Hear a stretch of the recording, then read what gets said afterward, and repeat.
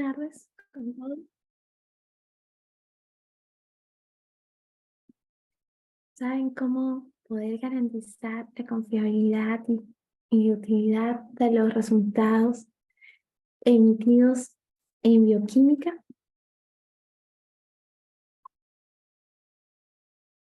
Vamos a ver un conflicto cognitivo.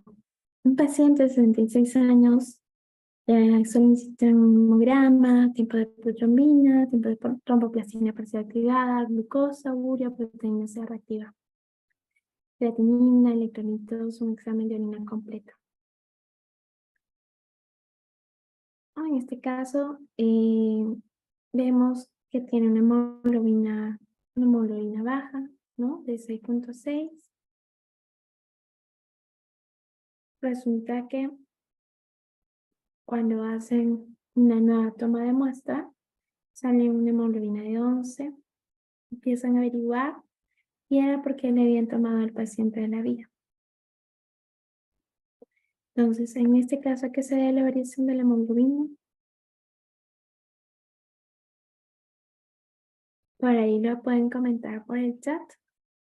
Vamos a ver en el temario, una introducción, después vamos a ver la parte preanalítica en bioquímica clínica, la parte analítica en bioquímica clínica y la parte postanalítica en bioquímica clínica.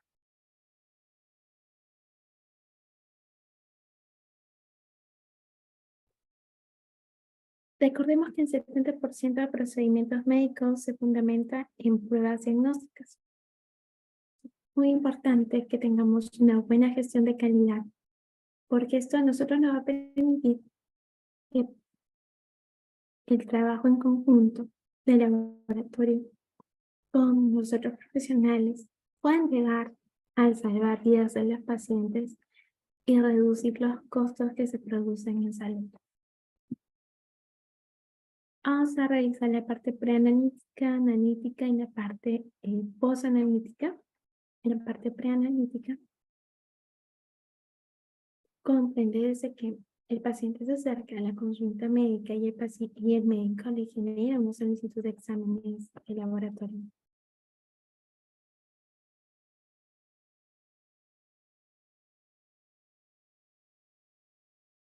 ¿No? Y luego se hace la parte de preanálisis, que es la preparación del paciente, la recogida del material, el procesamiento, bueno, en esta parte del el transporte de la muestra, ¿no? El stock de material, si en caso de la muestra necesita alguna condición especial, ¿no? Si va a ser transporte a temperatura ambiente, a refrigeración o congelación, si necesita ser acidificada, no sé. Durante este punto, actúan diversos profesionales, no solamente técnico de laboratorio, o tecnólogo médico, o biólogo, o químico farmacéutico que pueda estar en la parte, ¿no? De laboratorio, sino también el médico, puede ser la obstetra que esté generando alguna solicitud de un examen de laboratorio. Entonces, la enfermera que puede estar trayendo alguna muestra, recepcionando alguna muestra y la puede estar entregando al laboratorio, ¿no? Entonces, es multidisciplinario. Vemos que todos estos procesos no están automatizados como la parte analítica, que son procesos que muchas veces se hacen manualmente. Entonces, en la parte preanalítica vemos que se produce la mayor cantidad de errores, que es un 70%, a comparación con respecto a las otras razas, que es menos, ¿no? La analítica 15, pues analítica 40. Hay algunos papers que te dicen menos valor, de 70, ¿no? Te dicen 68, te dicen 48. Va a depender mucho del contexto. En cambio, la fase analítica que está automatizada tiene alrededor de un 15% de error. Y es la parte de realizar los exámenes, obtener los resultados.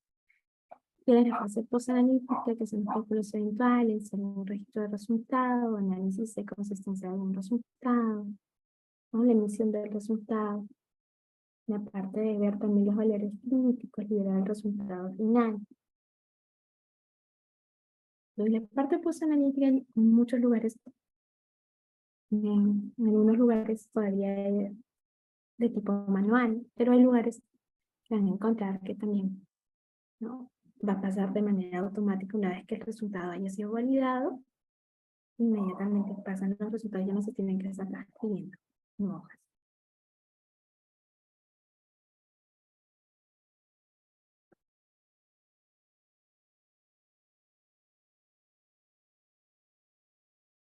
Hay algunas normativas eh, nacionales, hay normativas internacionales. Dentro de las normativas nacionales tenemos a INACAL, tenemos a su salud, ¿no? INACAL es el Instituto Nacional de Calidad. Tenemos el primer laboratorio del Perú que es acreditado mediante la ISO 15189, que es con la EMA en 2017, que es MedLab. El primer laboratorio que es acreditado por INACAL fue en 2018, que es AUNA. Luego SINLAB se acredita en 2019 y con un mayor alcance. También está acreditada el Centro Nacional de Salud Pública, el INS. El año pasado se acreditó el laboratorio ROE y es el que tiene actualmente el mayor alcance.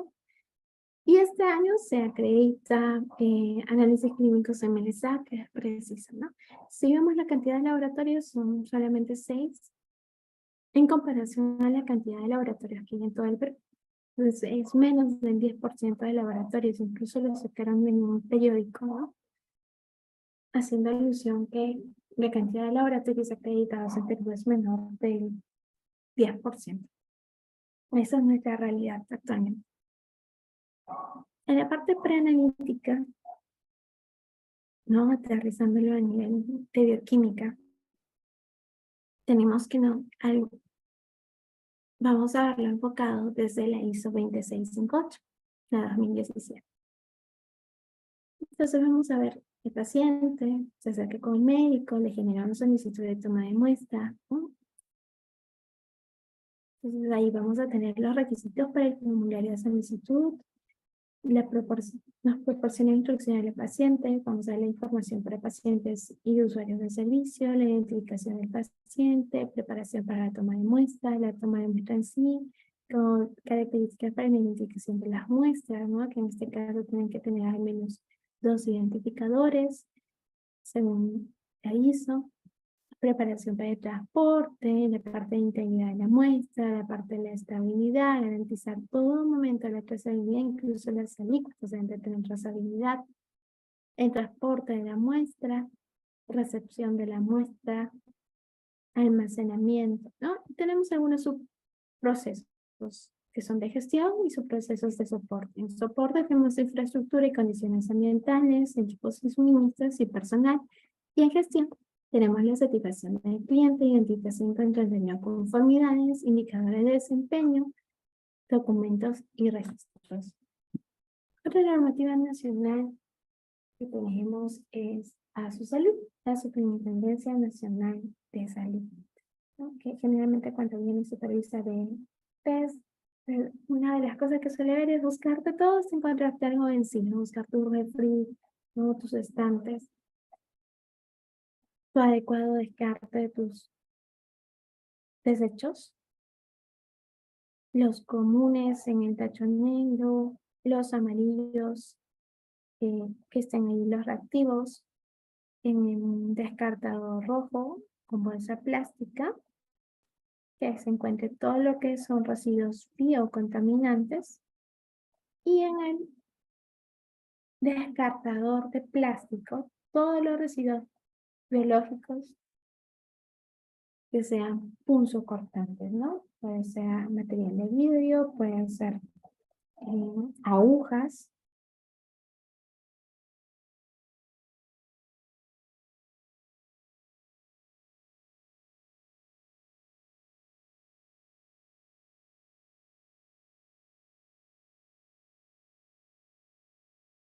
Aquí tenemos otro conflicto cognitivo, ¿no? En este caso es un pacientito recién nacido que Le toman varias veces sangre, vemos que no le están llenando adecuadamente, toman un criotubo celeste, pero lo llenan solo hasta un 50%. Y de que tanto que se le ha estado extrayendo sangre, pues llega un momento en tantas pruebas también que le han estado mandando, llega un momento que el médico le pide para realizar una transfusión y le llegan a transfundir, ¿no?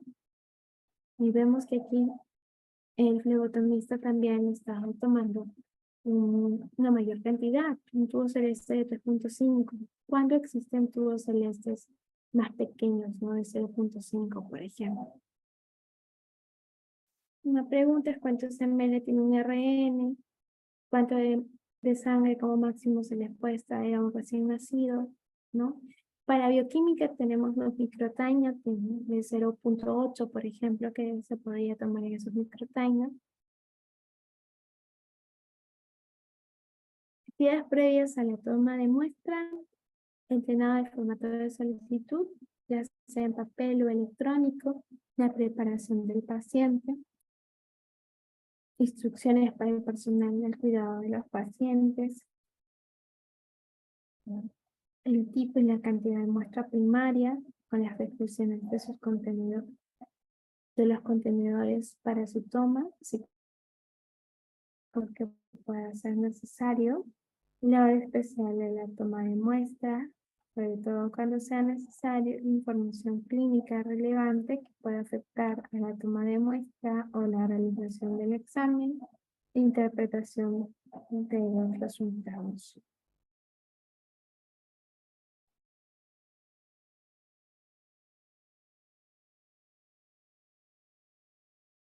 El proceso de generación de solicitud de análisis, debemos de revisar los formularios de solicitud recibidos para la toma de muestra, verificar la integridad de la información.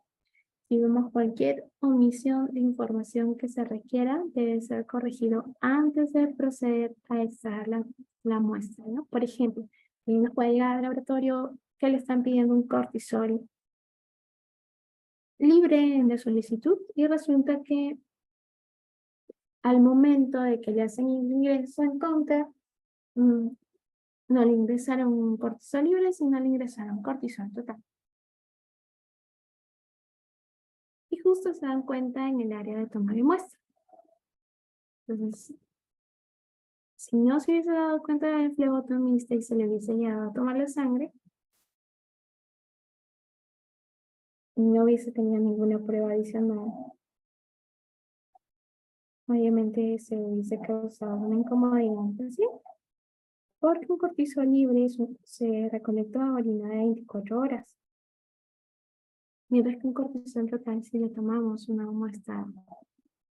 Entonces sí es muy importante poder corregir cualquier omisión, información o cualquier inconveniente, cualquier incidente o no conformidad antes de poder extraer la muestra de sangre.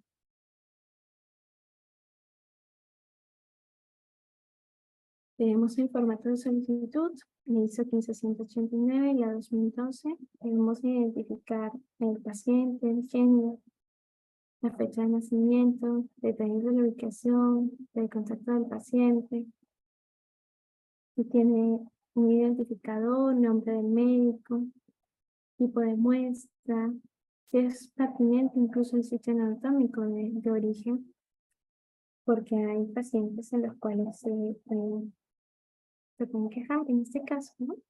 Ha pasado que incluso hay temas legales. Resulta que hay pacientes que se quejan que su brazo está dolorido por lo que le han tomado la muestra. Y un casito, ¿no? Les comento. El paciente se quejaba de que no, que le mandó al flebotomista. Y resulta de que en realidad, cuando empiezan a revisar, a ver el caso, en ese brazo ya tenía una fractura. Y bueno, el flebotomista nunca le había tomado ese brazo, le había tomado del otro. Entonces sí, a veces es importante colocar en lo que es el sitio anatómico, va a ayudar bastante. Luego el tema de los análisis solicitados, la información clínica relevante sobre el paciente y la solicitud, fecha y cuándo sea pertinente la hora de la toma de muestra primaria, identidad de la persona que toma la muestra, la fecha y hora de la recepción de la muestra. Cuando son solicitudes verbales, es importante que se tenga mapeado un procedimiento para las solicitudes verbales. Y también que se especifique si la solicitud verbal se va a confirmar posteriormente mediante una solicitud, ya sea de tipo electrónica o ya sea en papel, y que esto pueda ser confirmado dentro de un tiempo que sea específico.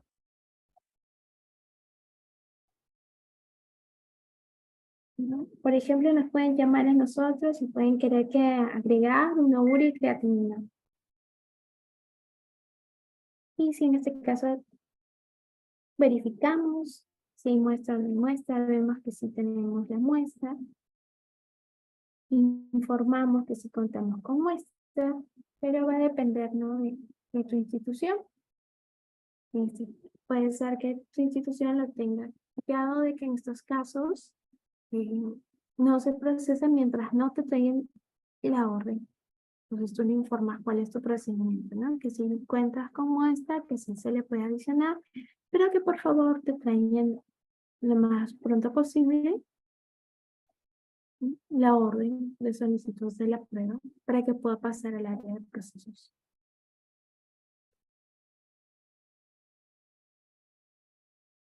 La transcripción de las solicitudes. Esto se puede solucionar con el tema de la interfaz. Entonces, ya no se tendría que estar transcribiendo a un sistema de registro o algo, porque lo que ya ingresa el counter o de admisión de la clínica va a transferir directamente todos los datos al counter del laboratorio. No, también hay que ver que esta interfaz esté funcionando correctamente, ¿no? Pero en caso de estar realizando las transcripciones de las solicitudes, se debe tener procedimientos que pueden garantizar que esta transcripción pueda ser precisa. Debemos de realizar verificaciones para poder identificar, poder reducir cualquier error de transcripción.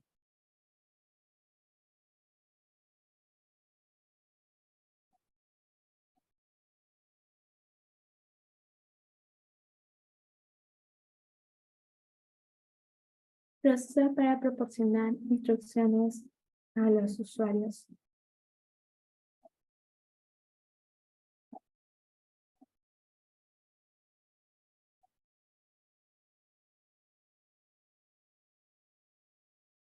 ¿No? Entonces, los laboratorios son los responsables de proporcionar información sobre los análisis que están realizando a sus usuarios. Nos fin de facilitar una selección adecuada de las pruebas. Esto puede ser mediante una página web, por ejemplo, ¿no? La recolección, cómo se deben manipular las muestras, cuál es la gestión de la atención del paciente.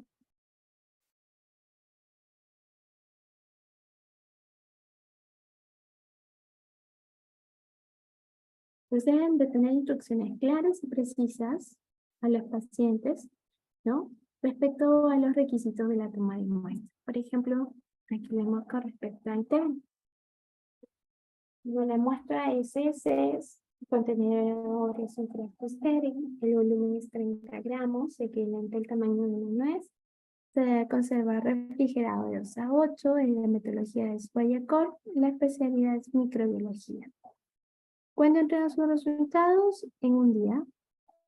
Condiciones preanalíticas: se debe realizar una dieta de 3 días, no ingerir alcohol, no carnes rojas, no uvas, no betarragas, no remolachas, no tomates, no brócolis, no alimentos y bebidas con colorantes. ¿Por qué? Porque estos me pueden causar falsos positivos en las determinaciones, ¿no? Tampoco medicamentos, antiinflamatorios, aspirina, ácido cítrico, antiácidos, y no pueden obtener las muestras y continuar con la dieta hasta su recolección. Evacuar las heces directamente en un recipiente limpio, utilizar una cuchara prevista en la tapa del frasco para recolectar una porción de heces del tamaño de una aceituna. De ser posible, seleccionar la zona de las heces que muestre sangre. Entonces, debes tener aquí en cuenta el periodo de tiempo para el ayuno antes de la toma de muestra, periodo de tiempo y contenido de cualquier dieta especial antes de la toma de muestra, medicamentos, tiempos de la última dosis de la medicación, la necesidad de abstenerse de realizar alguna actividad específica previa a la toma de muestra, la necesidad también, requisito para tomar la muestra en el momento preciso,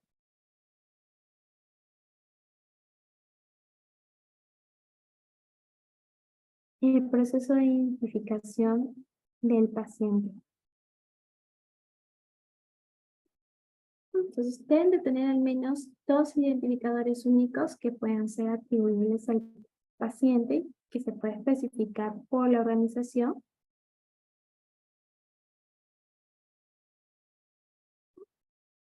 En este caso, vamos a tener eh, emergencia, hospitalización, ambulatorio o rutina. Entonces, si vemos que un paciente se acerca al área ambulatoria, el consentimiento informado se puede inferir, según la ISO 15189. Lo ideal sería que si le podemos entregar un consentimiento físico, ¿no? Que le expliquemos al paciente antes de la toma de muestra, que si en caso él dice que no, ya no se le toma. Pero en este caso la guía dice que puede inferirse. En lo que es hospitalización, debemos de, ¿no? De llegar el consentimiento informado en caso el paciente diga, no, no quiero tomarme urea y creatinina, no quiero tomarme un gas arterial. Entonces tiene derecho a negarse y no se le realiza la toma de muestra. Sin embargo, si en la solicitud no obedece el nombre del médico, debemos informarle a su médico tratante que le envió esa orden de exámenes de laboratorio. Debemos comunicarlo de inmediato y también comunicarlos, en este caso, al responsable ¿no? de nuestra área, que esté a cargo de nosotros. En la parte de emergencia, es un paciente que, por decir, viene inconsciente, que ha sido atropellado, ¿no? Y el que se realicen esos exámenes van a ser en beneficio del paciente y ha sido mandado y autorizado por su médico tratante, entonces la realizan.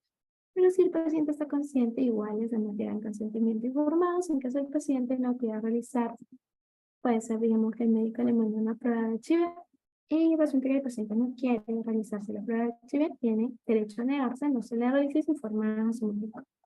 ¿No? Si el paciente le mandaron un gas arterial y no quiere tomarse gas arterial en emergencia, entonces igual se informa de inmediato a su médico tratante, el médico que mandó la prueba, y también le informamos al responsable, en este caso del laboratorio. Entonces, el consentimiento informado, las prácticas recomiendan incluir que la persona que está tomando la muestra explique el procedimiento al paciente usando una terminología que sea adecuada a su nivel de comprensión. Si el paciente tiene un lenguaje culto, pues yo le voy a hablar en un lenguaje culto. Si el paciente usa un lenguaje coloquial, entonces le tengo que hablar en un lenguaje coloquial acorde a lo que el paciente me pueda comprender. Yo no le voy a decir prurito, digamos, al paciente, si el paciente me entiende que algo pica, ¿no? Entonces, o que da comezón, ¿no? También puedo usar otro término, comezón, picazón, ¿no? Pero vamos a tener que usar términos que sean más adecuados a su nivel de comprensión. Hay pacientes que, por ejemplo, cuando les dices eso no te entienden y tienes que decirle caca y sí te van a entender con ese término. Entonces, el consentimiento del paciente se informa antes de proceder con la toma de muestra, si el paciente no es mayor de edad o competente para dar su consentimiento. Este consentimiento se va a obtener a partir de un padre o tutor legal que le esté acompañando. Caso el paciente rechace el procedimiento, la persona que tome la muestra va a registrar el rechazo y asegurar que la persona que solicitó la prueba se le notifique oportunamente. el paciente puede retirar el consentimiento en cualquier momento durante el procedimiento. Cuando corresponde, un paciente recibirá una explicación y confirmará que el consentimiento se extiende a un uso secundario de la muestra recolectada, como por ejemplo puede ser para fines de investigación.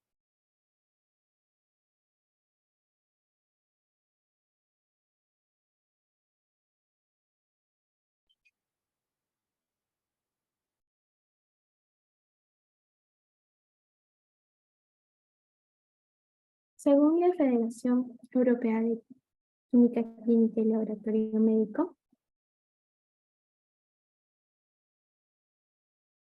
¿no? Tenemos algunas recomendaciones respecto a la extracción de sangre venosa. Entonces, vamos a dividirlo en tres partes: preextracción, extracción en sí y la posextracción.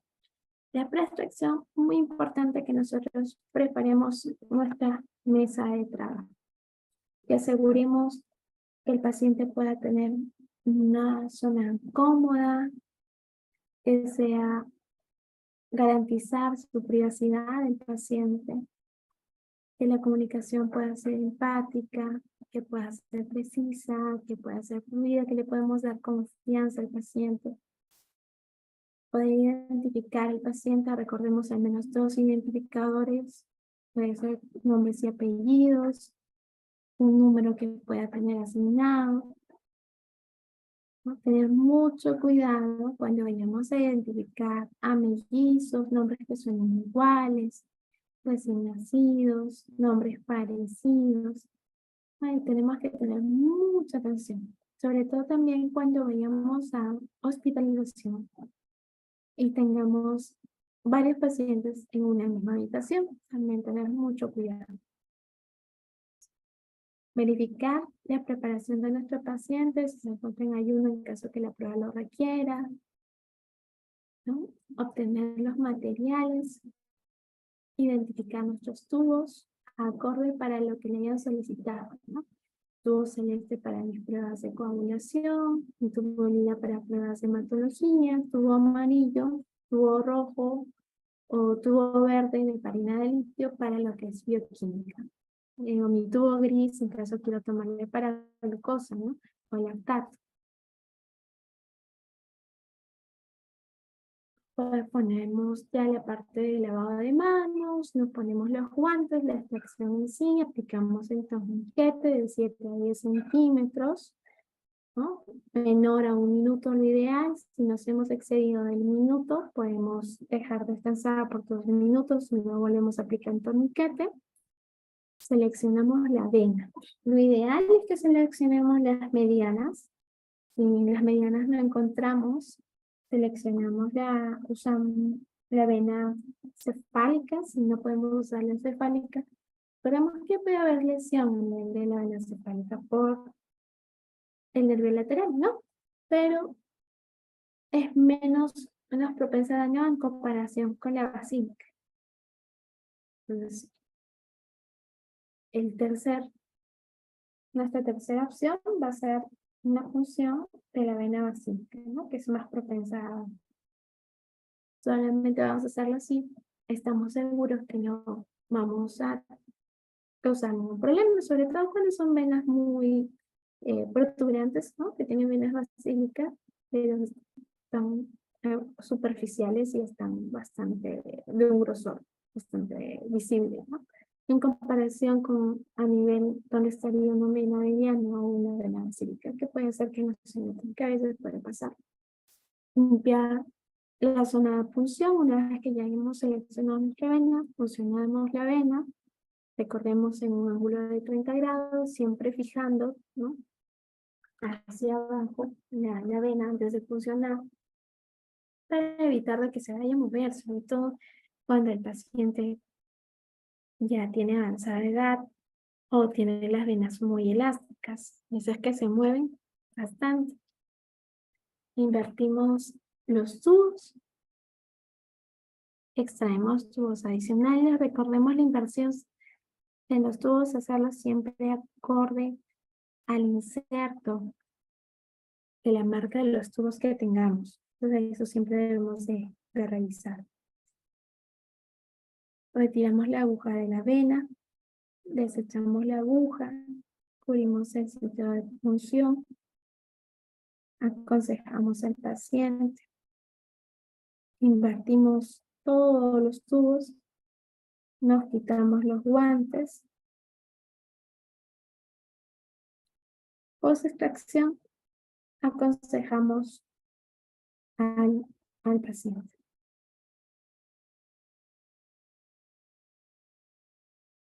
Lo ideal es que haga presión de 5 a 10 minutos, sobre todo si es un paciente anticoagulado, 10 minutos. Entonces verificamos si el paciente está en ayunas y preparado adecuadamente. Considerar el paciente ayunó, el paciente ha realizado actividad física recientemente, es la hora de la toma de muestra, los requisitos específicos de la prueba, la medicación del paciente, cuánto de tiempo debe esperar antes de la extracción de sangre. Si es alimentos y líquidos, 12 horas, ¿no? Ideal mínimo 8 horas, máximo 12 horas, excepto agua, alcohol, 24 horas, fumar, abstenerse el día de la toma de muestra, igual el café.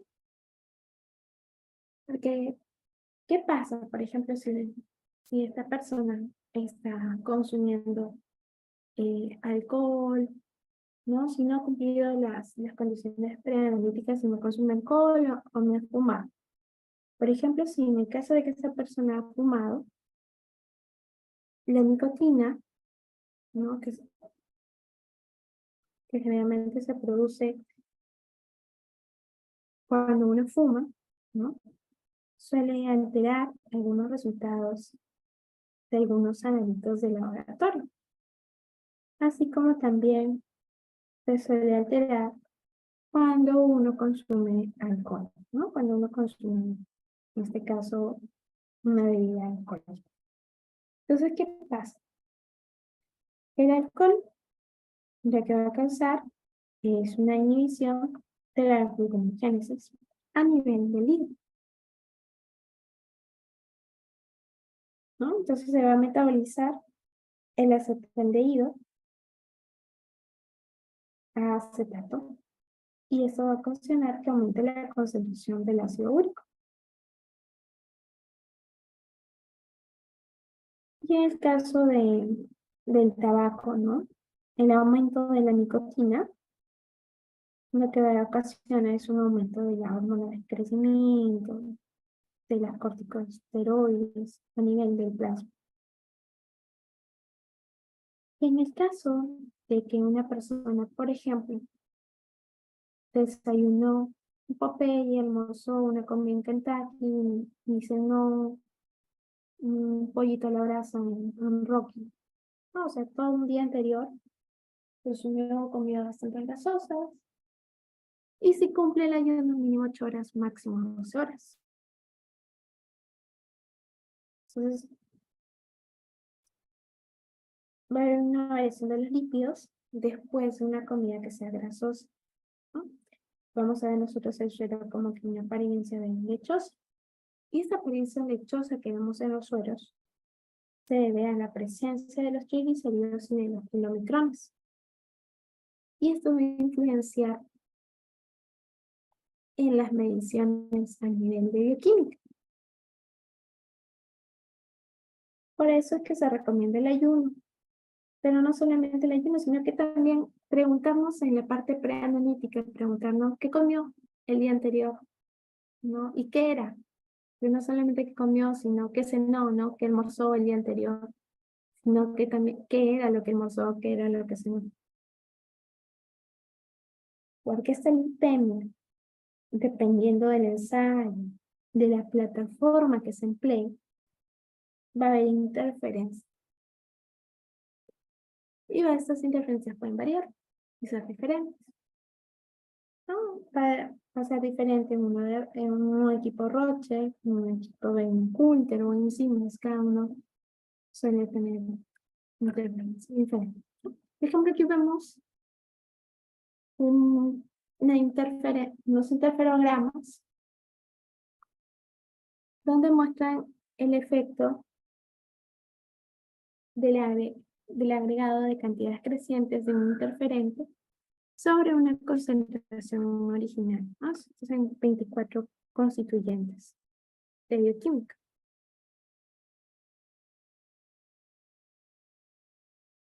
Y si vamos aquí, vemos aquí a la bilirrubina total, vemos que ha disminuido muy cercano a un 70%. Vemos a la urea, que a medida que va aumentando la concentración de esta emulsión lipídica, es decir, la muestra tiene, ¿no? Está más lipémica, disminuye más mi urea, disminuye más mi bilirrubina, mi urea me disminuye hasta un 30%, ¿no? Vemos que ha habido una disminución del 30%, se está viendo una interferencia de tipo negativa. Vemos aquí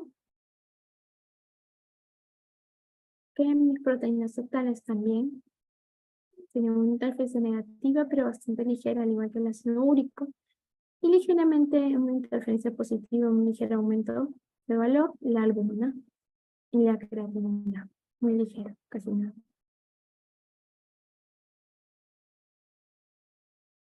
ALT y AST, las transaminasas, vemos el ALT casi disminuye también alrededor de un 70%. La AST también alrededor de un 70%, vemos que es bastante grosera esta disminución. La fosfatasa-alcalina también disminuye alrededor de un 30%. El nitrato de deshidrogenasa también disminuye más de un 10%, ¿no? Estos tienen interferencia de tipo negativo. Ligeramente, un aumento bien pequeño, la lipasa. Vemos el fósforo, alrededor de un 40% de disminución, interferencia negativa. El hierro alrededor también de un poquito más de un 20%. Vemos aquí al potasio, al calcio, al magnesio, ¿no? Ligeramente un aumento, ¿no? Casi un 5% de magnesio. Vemos la transferrina, disminuye alrededor de un 20%. El LDL colesterol alrededor de un 10%. El HDL colesterol también disminuye un poco. Y el colesterol aumenta ligeramente. ¿Cómo la lipemia va a intervenir en la medición de nuestros diferentes tratamientos? Entonces, aquellos elementos que no varían tanto, vemos que están sin variar, podrían ser reportados. Pero un analito que, por ejemplo, la bilirrubina total, no lo deberíamos de reportar, no lo deberíamos de validar en una muestra lipémica. Sobre todo si tuviese algún valor cercano a valor crítico, un rango crítico, y que esté con esa disminución, va a afectar bastante. Afecta, mira, alrededor de un 70% de su valor. Eso sí, va a interferir bastante en las mediciones. Debemos tener bastante cuidado con las emojis. Les pongo un casito. Un paciente, vamos a poner una edad, 28 años. Vamos a poner, toman un tubo amarillo, lo centrifugan, lo pasan dejan que coagulen sus 30 minutos, lo centrifugan, le pasan al área analítica. Un área analítica ve que está ligerito nada más, pero está molizado. Está molizado, ligero. La procesa y obtiene un potasio de 11.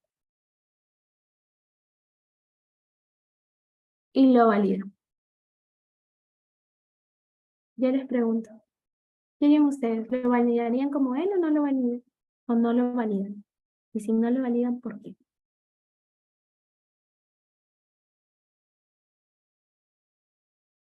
Pueden poner ahí sus comentarios por el chat.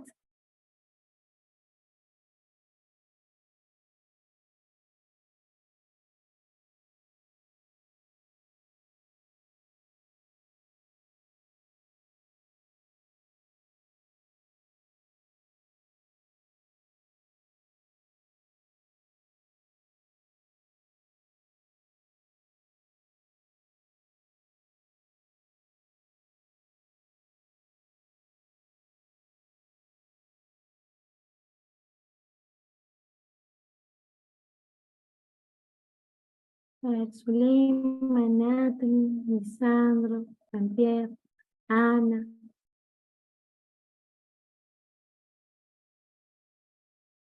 No opinen, no hay problema. Digan lo que creen, lo que piensan. Estamos todos ahí para aprender, todos aprendemos siempre algo nuevo.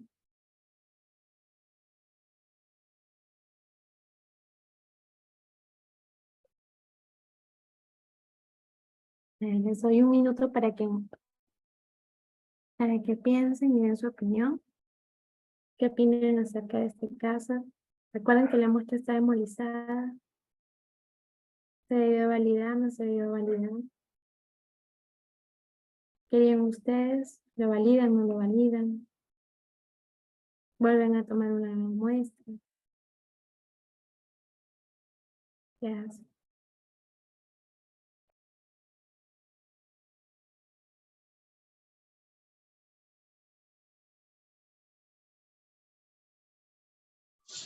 Buenas tardes. Es preferible tomar una nueva muestra porque la hemólisis causa interferencia. Muy bien, la hemólisis nos causa interferencia y es preferible tomar una nueva muestra. Y específicamente en el potasio, ¿por qué? Lo que pasa es que nosotros recordemos que tenemos nuestro glóbulo rojo y el glóbulo rojo dentro tiene potasio. Y en una hemólisis se está dando la ruptura de nuestro glóbulo rojo y va a empezar a liberar todo el contenido del potasio que tiene dentro de él. Y al final, al medio externo va a aumentar el valor de potasio. Y cuando nosotros medimos, vamos a tener una lectura mayor, ¿no? Entonces, sobre todo en este caso del potasio. Y les doy ahí un datito, ¿no? Un valor de 11 y ya el paciente está muerto, ya porque con un valor de 7, 8 ya el paciente está fatal, muy crítico, ¿no? Entonces, hay valores que a veces suelen ser incompatibles con la vida. Entonces, para que lo tengan en cuenta. Les comparto ese casito bastante interesante. Bien, entonces continuamos. Como dijo el compañero Jean-Pierre, la hemólisis puede causar interferencia y más adelante vamos a ver en diferentes analitos cómo nos va a interferir la hemólisis. Vamos a ver si es una interferencia de tipo negativa o si va a ser una interferencia de tipo positiva, ¿no? Si nos va a aumentar o nos va a disminuir los valores en algunos analitos. Entonces vemos la cantidad de errores generalmente por hemólisis o la cantidad de sueros hemolizados que se suelen obtener en laboratorio es alrededor de un 3.3%. La presencia del gen. El cliente lo ideal es que debe alicotar las muestras para evitar la contaminación, ¿no? Eso es lo que recomiendan las casas comerciales. ¿Por qué? Porque a veces cuando no conservamos a temperatura adecuada o usamos centrífugas que recalientan mucho, el gel se puede formar como bolitas, ¿no? O puede haber trozos de gel por ahí. Muy importante que nosotros conservemos nuestros tubos a temperatura y humedad adecuada. Temperatura de 25 grados y humedad menor a 50%. Entonces, si no, este gel les va a ocasionar contaminación y podemos obtener resultados de cero en las mediciones, ¿no? Puede ser que yo tenga un perfil lipídico más glucosa y mi glucosa puede que me dé cero valores negativos de mi perfil lipídico. Y no es que mi paciente tenga esos valores, sino que tal vez puede que haya tenido algún trocito de gel, alguna bolita, puede que sea también una muestra con fibrina, puede ser que me haya, al final se haya obstruido por fibrina y no me aspiró la cantidad suficiente, por eso me da valores de cero, valores negativos. Puede ser muestras mal llenadas o muestras mal invertidas, ¿no? Que al final también puedan estar ocasionando esos resultados de cero, resultados negativos en mis analizadores automatizados de bioquímica. Es importante verificar si el paciente está en ayunas y preparado adecuadamente. ¿Qué le vamos a preguntar al paciente? ¿Qué hora fue su último alimento, a qué hora fue su última bebida, qué es lo que era, verificar si el paciente está en ayunas, si se está preparado adecuadamente, y hacer si la extracción de sangre sin ayuno es imposible. Vamos a documentar que el paciente no estaba en ayuno para poder guiar la interpretación posterior. Vamos a verificar si el paciente está en ayunas y preparado adecuadamente. La actividad física que sea intensa, que exceda el nivel normal diario de lo que suele hacer el paciente. Lo ideal es que lo evite 24 horas antes de la extracción de muestra. ¿Por qué? Porque puede haber variaciones en algunos analitos, como por ejemplo me va a afectar mi LDH, va a aumentar, va a causar una interferencia positiva, ¿no? Mi ACT también, mi creatinina también veo que se va a incrementar el valor, la urea, ¿no? Tiempo de protrombina, la troponina I, la hemoglobina, CKMB, CK, dímero, los leucocitos. Entonces ellos se ven afectados por la actividad física intensa. Importante documentar qué medicamento recibió el paciente, cuánto recibió, cuándo fue su último toma, ¿no? Hay medicamentos que nos van a afectar. Por ejemplo, las pruebas de coagulación, ¿no? El medicamento, por ejemplo, si está tomando warfarina, me va a afectar mi tiempo de protrombina. Si me está tomando enoxaparina, mi tiempo de tromboplastina parcial activada. Si me está tomando la levotiroxina, me va a afectar mi T4, mi T4 total, mi T4 libre. Si me está tomando aspirina, me va a afectar mi función plaquetaria. Entonces, así hay diferentes medicamentos que nos van a afectar ciertos analitos, que es muy importante que el paciente, en el momento de la toma de muestras, nosotros le preguntemos si él nos indique, o que el médico también lo pueda colocar, ¿no? Para que lo tengamos en cuenta. ¿Qué más es importante? Tener en cuenta también el cambio postural. ¿Por qué el cambio de postura? Los cambios de postura también nos van a producir variaciones en nuestros analitos, ¿no? Puede haber un incremento, por ejemplo, en la norepinefrina, la epinefrina. ¿Qué es lo que pasa cuando hay un cambio de postura? Lo que va a pasar es que a nivel, la filtración efectiva va a aumentar a nivel de los miembros inferiores. Entonces, al aumentar esto, va a ocasionar que el agua que está a nivel intravascular salga hacia el nivel intersticial. Entonces, va a haber una disminución de volumen plasmático de alrededor de un 12%. Y ello va a ocasionar que haya una concentración de algunos analitos a nivel de un 5 o un 15%. Entonces, por ello también es importante tener en cuenta.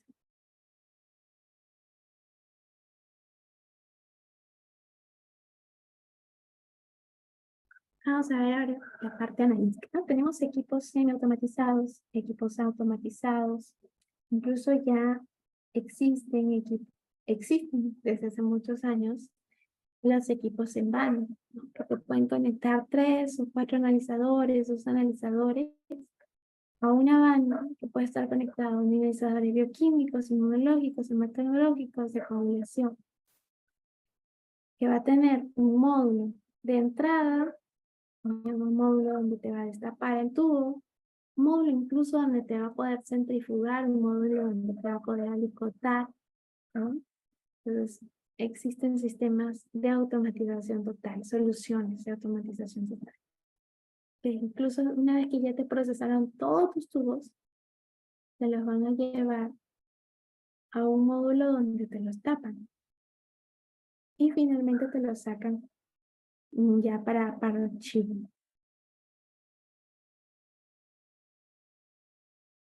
Entonces, en la parte analítica nosotros tenemos que tener en cuenta algunos términos, como por ejemplo precisión, veracidad, ¿no?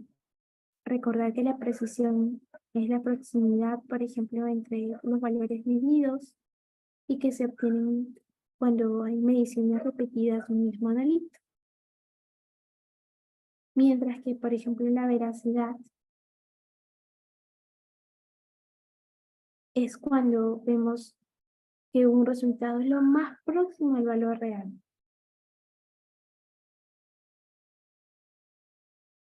Porque en la parte de bioquímica vamos a hablar, y en general en un laboratorio, no de un error aleatorio, de un error sistemático, de un error total, ¿no?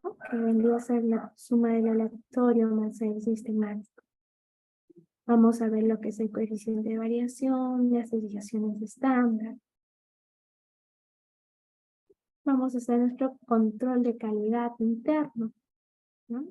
Como mediante las gráficas de Levin-Jennings y utilizando las reglas de Westcott. Incluso hay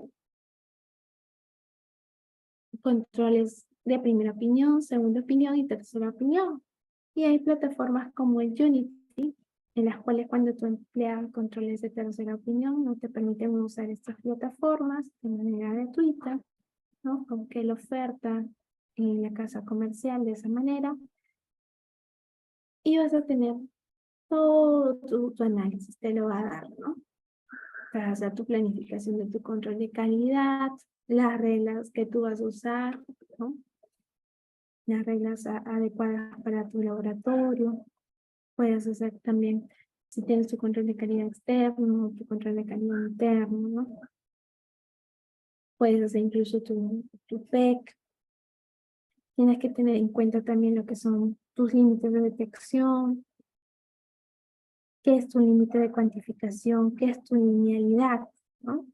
En bioquímica vemos bastante lo que se entiende de la linealidad, el rango analítico o el intervalo de medición del método,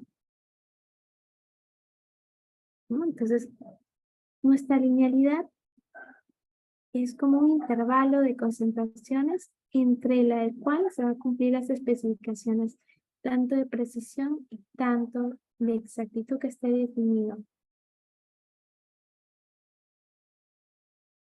Entonces ahí, por ejemplo, si vemos que supera nuestra linealidad, vamos a tener que hacer una dilución, ¿no? Aquí vemos un equipo que es automatizado de la marca Siemens, pero en este caso se colocan los reactivos, pero no te va a escanear con un código de barra. Esto podría ocasionar error a nivel analítico, sí, si es que el analista no tiene cuidado, puede que coloque un reactivo por otro. Y eso, si él no revisa sus controles de calidad interno, al final va a reportar un resultado por otro. Entonces es importante que nosotros revisemos los controles de calidad interna. Les comento un caso, les cuento un caso, ¿no? Pasó de que alguien no se dio cuenta, ¿no? Porque recién está empezando, recién está trabajando con este equipo, colocó la albúmina con las proteínas totales al revés, no revisó su control de calidad interno, los valores de albúmina se fueron hasta el piso, las proteínas totales subieron, estaban con valores de 0.1, 0.2, ¿no? Por debajo del valor crítico. Y una licenciada me llama, me avisa, porque el equipo le da una alarma.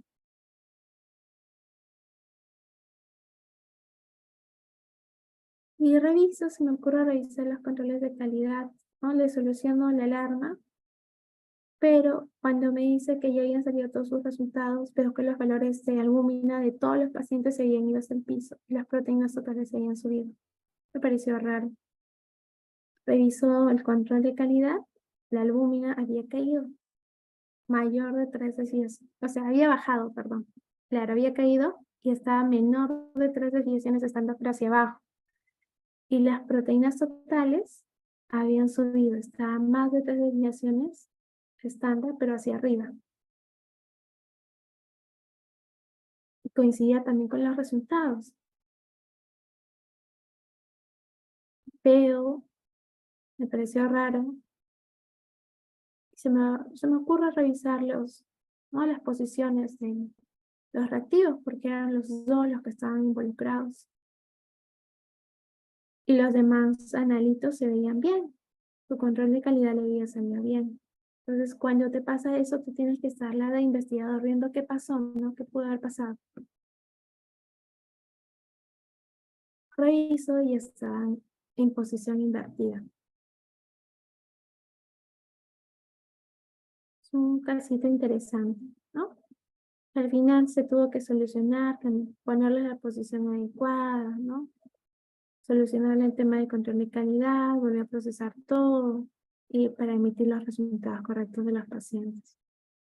Entonces sí, hay que tener bastante cuidado, ¿no? Les recomiendo bastante cuidado cuando no te escanean los códigos de los tus reactivos, ¿no? Por ejemplo, si este es un equipo diferente, es un C311 de Roche, un Cobas C311, y este sí te escanea los códigos de baja, ¿no? Entonces ya no tienes ese problema, ese detalle.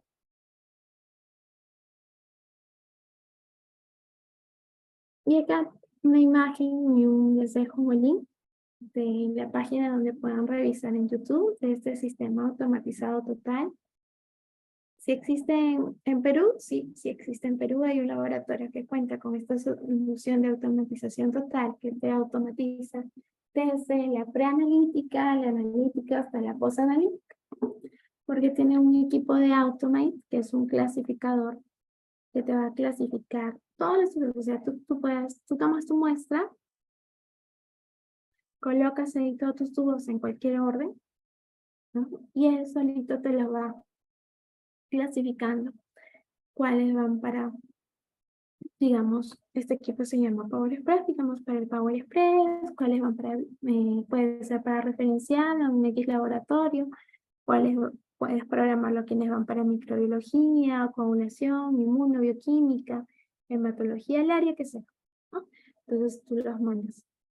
Y el equipo te los clasifica todo en gradillas adecuadas. Digamos que se vengan para este equipo. Entonces ya tú lo colocas aquí en tu módulo de ingreso, te lo lleva, te destapa el tubo. Una vez los tubos que necesitas entrar destapados, ¿no? Te lo lleva a tu analizador de inmunología, de bioquímica, de hematología, a tu analizador de coagulación, te lo lleva luego, una vez que terminado de procesar todo, a tu módulo donde vuelven a ser tapados, ¿no? Un módulo donde le coloca la tapa y luego te devuelve la muestra. Actualmente ya hay soluciones de automatización que apuestan desde la preanalítica hasta la posanalítica.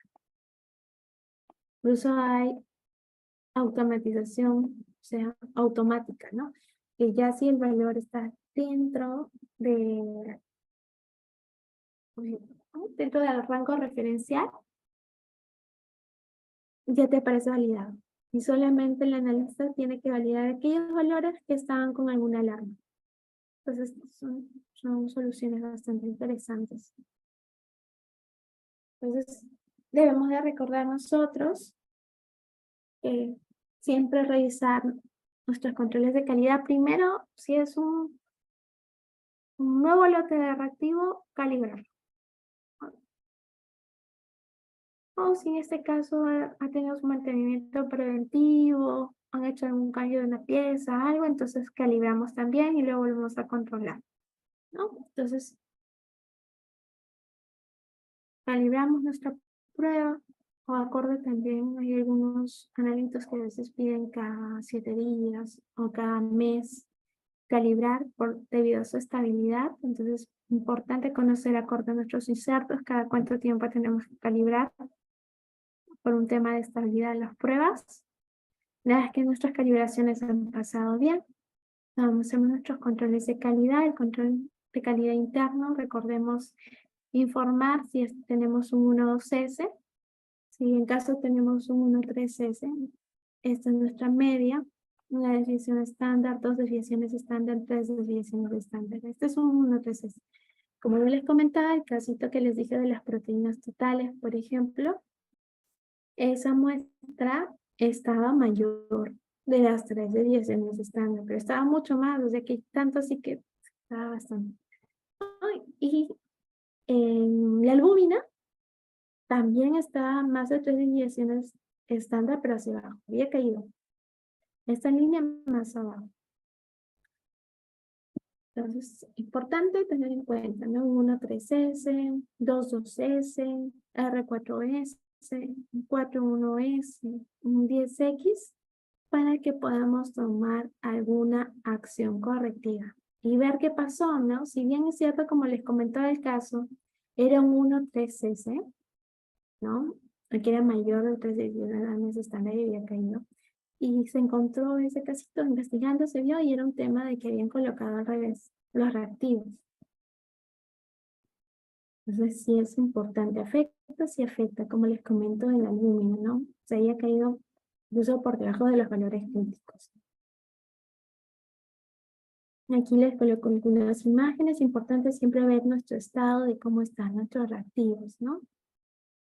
Y conocer, hay analizadores que te ponen cuando está todo ok, dentro de fechas, su estabilidad bien, no le falta, está todo calibrado y todo ok, está en verdecito, controlado y todo está ok, está en verde, ¿no? Entonces conocer siempre tu analizador, que no analizadores diferentes. Ver también siempre tu gráfica. Aquí vemos, por ejemplo, un CPK. Y aquí vemos que está, esto es un 1, por una desviación estándar en 5, ¿no? No llega a 2 desviaciones, llega a 1. Puede ser un error aleatorio. Entonces no.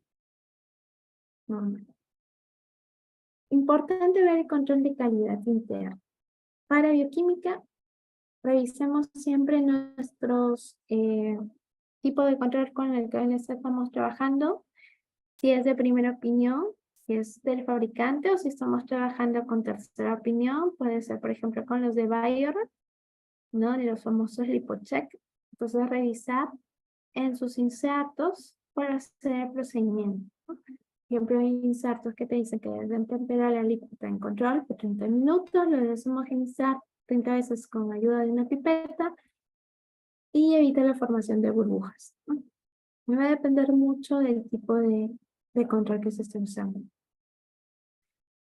Igual si tenemos un control de calidad externo, puede ser aquí, por ejemplo, un ECAS, vamos a bioquímica, debemos de analizar inmediatamente después de su reconstitución, tratadas de la misma manera que una muestra de un paciente, de 2 a 8 horas por hasta 30 horas, una vez reconstituido es estable, ¿no?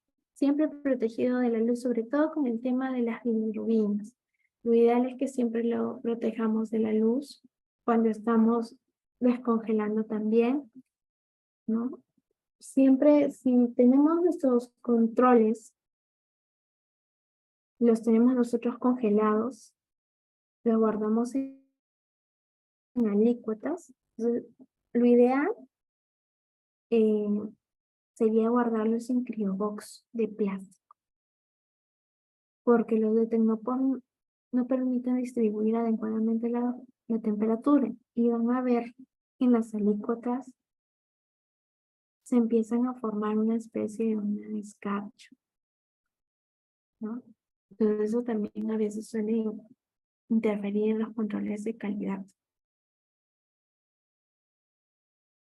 y de la estabilidad de nuestros controles, ¿no? Entonces, lo ideal es que lo podemos guardar en cryobox. Si tienen, por ejemplo, para que esos papel de aluminio lo pueden colocar, cubrir con papel de aluminio mucho mejor, ¿no?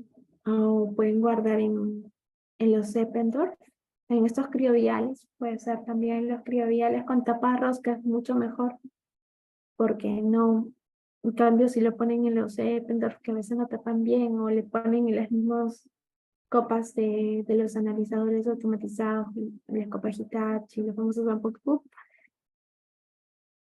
y lo tapan con parafín, también se puede formar esa escarcha.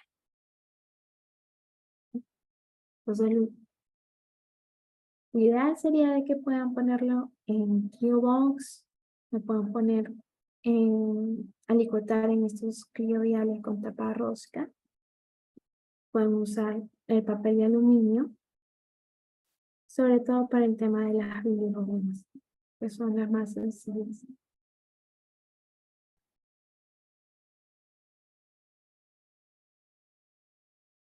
Pueden tener el tema también de los controles de calidad externos, los famosos LipoCheck. Le van a ayudar bastante a poder ahí, en este caso, encontrar mucho mejor de parte del control de calidad. Se han dado cuenta que es un poquito más, es como que más exigente también. Vamos a ver ahora la parte de post-analítica. Debemos ser bastante cautos a la hora de validar las pruebas del laboratorio. Ahí, como les comentaba, ¿no? Ese casito de la línea y las proteínas. Imagínense si lo hubiésemos validado. Si lo hubiésemos validado, hubiese sido... Bueno, hay uno que el médico tratante pues iba a ver, ¿no? De que los valores estaban en el rango clínico. Entonces hay valores en los cuales pueden ser un evento centinela, ¿no? Por ejemplo, el de la hemoglobina, que les comentaba al inicio. Un valor de 6, ya muchos médicos están haciendo una transfusión al paciente, y es justo lo que querían hacer con esa paciente. Querían transfundirle el paquete globular. Y sin el otro médico que justo entró, como la vio estable en su clínica, decidió pedirle una nueva toma. No se hubiese evitado esa transfusión. Lastimosamente, igual el paciente salió perjudicado, porque el paciente le pusieron hierro intravenoso, o sea, al final gastó dinero en los medicamentos, porque no eran medicamentos para, ¿no? Por vía intravenosa, cuando no los necesitaba. No,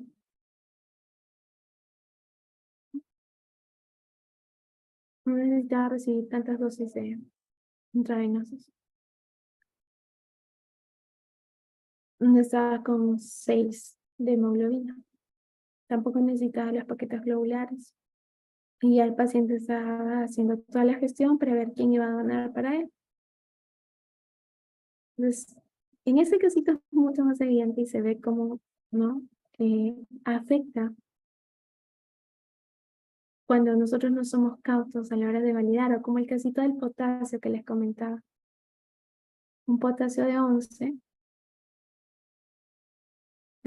tú le informas y para un médico es un valor crítico, es un rango en el cual ya el paciente está al borde de, bueno, ya con 7 está al borde de la muerte, o ya generalmente con 7.5 llega a fallecer, ¿no?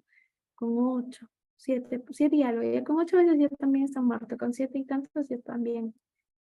Y un 11 ya, es como si hubiésemos tomado hubiésemos tomado la muestra a un paciente muerto, por decirlo así, ¿no? Entonces, tenemos que tener mucho cuidado a la hora de validar algún resultado. Si vemos que un valor está elevado, pues consultar, ¿no? Consultar por la clínica del paciente, si corrobora o no corrobora con la clínica, ver la parte preanalítica, ver desde la toma de muestra, ¿no? ¿Cómo fue la toma de muestra? Estar atentos, preguntar todo el flebotomista que le tomó, ¿no? Porque incluso el apretar los puños influye en el potasio, ¿no? Entonces es importante también tener en cuenta ello. No te dice, sí, yo le tomé la muestra, pero le dije que me apretara los puños, ¿no? Entonces, ahí también. O luego, tu controles de calidad. tu control de calidad interno que esté ok. Porque ya vimos como el casito de las proteínas totales, cómo va a influir. Es importante que primero de cajón nosotros lleguemos al laboratorio, limpiemos nuestra mesa de trabajo, ordenemos, revisemos nuestro control de calidad, así sea en la mañana o en la tarde o en la noche, mi horario. Así ya mi amigo me diga que yo ya lo revisé y está ok. Importante es que nosotros lo volvamos a revisar, porque es nuestro trabajo, ¿no? Parte de.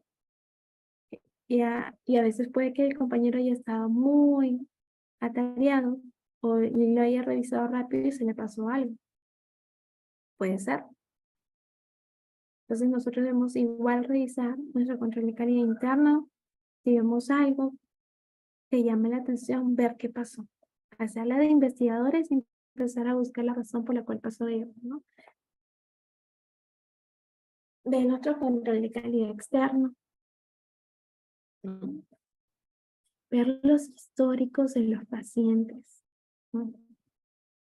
O puede ser que, por ejemplo, tenga, no sé, sus triglicéridos, puede ser que sea, de pronto que serían 1000 tantos. Y ves que sus triglicéridos siempre estaban normal. Entonces, ver qué pasó. O tu glicosilada. Resulta que es un paciente diabético y tiene una glicosilada de 5. Es un diabético controlado. Y siempre ha tenido de 5 en sus históricos. Y de pronto tiene una glicosilada de 10. Entonces, ya tú debes de ir como que algo pasó aquí, ¿no? Ver tu preanalítica. Y ese también es un caso interesante. Resulta que allí el flebotomista había rotulado al revés un paciente por otro. Se había olvidado, no rotuló al inicio, sino rotuló después de tomar las muestras y confundió un tubo por otro. Y el paciente en realidad tenía sus 5 como siempre. Pero su médico al ver el de 10, su endocrinólogo le quiso dar medicación. Entonces, influencia sí, de diferentes maneras, hasta incluso de ser un evento centinela, como les contaba, ¿no? Tranquilamente el casito de la hemoglobina que estuvo en inicio pudo haber sido un evento centinela. Es más, yo lo consideraría como un evento centinela, ¿no? Porque casi le dan una transfusión. Las pruebas de laboratorio son indicadas para resolver alguna duda diagnóstica y conducen de forma clara a una nueva actitud diagnóstica o terapéutica, como es el caso que les comentaba de esta hemoglobina glicosilada de este paciente que era diabético controlado. Entonces, el médico le quería dar tratamiento porque la glicosilada le había salido en 10, pero en realidad había sido una toma de muestra. Cuando se hizo una corroboración, salió una glicosilada normal. Es como siempre había tenido 5. Obviamente siempre es importante de que el laboratorio reconozca su error, ¿no? Fuera de un contexto clínico, cualquier valor carece de sentido. Y ese es el punto que muy bueno de ese médico, de ese segundo médico, porque él vio que la paciente estaba estable. No le pareció ese valor de 6 y mandó una nueva toma de muestra. Que lo que nosotros como laboratorio debemos de haber hecho, tenemos un valor de 6, ese paciente. Se llamo y pregunto cómo está el paciente, si corrobora con su clínica o no, o le vuelvo a tomar una nueva muestra para corroborar ese resultado, ¿no? Entonces, la normalidad de cifras de laboratorio es un concepto estadístico, por lo que los resultados deben ser referidos a una situación clínica. Los valores críticos en laboratorio clínico son los resultados de pruebas de diagnóstico, expresan una situación médica que puede poner en riesgo la vida del paciente si no hay una intervención de manera adecuada, de manera oportuna. Es muy importante la política de los valores críticos. Más que una norma o una herramienta de mejora continua en laboratorio clínico, es considerado un derecho de los pacientes. Entonces es muy importante que nosotros tengamos una buena gestión de valores críticos, porque así también vamos a poder contribuir en conjunto con el médico a poder también salvar vidas y a poder también reducir los costos en salud, ¿no? Entonces, el punto de los valores críticos es muy importante. No, pero ahí también entra el tema de que no es lo mismo los valores críticos de pacientes oncológicos que de pacientes que no sean oncológicos. Por ejemplo, en los pacientes oncológicos, los valores de plaquetas, la gran mayoría los va a tener bajos, ¿no? Entonces, los valores de sus leucocitos, muchos van a tenerlos como bajos. Entonces, ellos les van a entender, les interesa más el tema de valores críticos como los vectores totales de, de los segmentados, por ejemplo, ¿no? Y bueno, en este caso a ellos también les interesa de las plaquetas, pero ellos siempre ven, ¿no? Cuando son los valores muy bajitos, les llama bastante la atención. La gran mayoría maneja rangos como que menor de 50 es un valor crítico. Entonces es muy importante trabajar el tema de los valores críticos en conjunto con los médicos de la institución en la cual estamos. Y según esto también tal vez varíe un poco nuestros rangos referenciales de valores críticos que nosotros podamos manejar, ¿no? Hay ciertas líneas, ciertos consensos que nos dan una tabla de valores críticos que son referenciales que le podemos aplicar. Pero eso también puede ser variable y puede cambiar sobre todo bastante cuando se trabaja en un hospital oncológico. ¿Cómo vamos a clasificar los valores críticos? En cualitativo descriptivo y en cuantitativo. El cualitativo es cuando reportamos resultados que son positivo o negativo. Por ejemplo, el HIV, un resultado positivo de HIV en un perfil prenatal puede ser. Y cuantitativo, cuando se informa la concentración del elemento, pero estos nanitos se encuentran dentro de un rango referencial.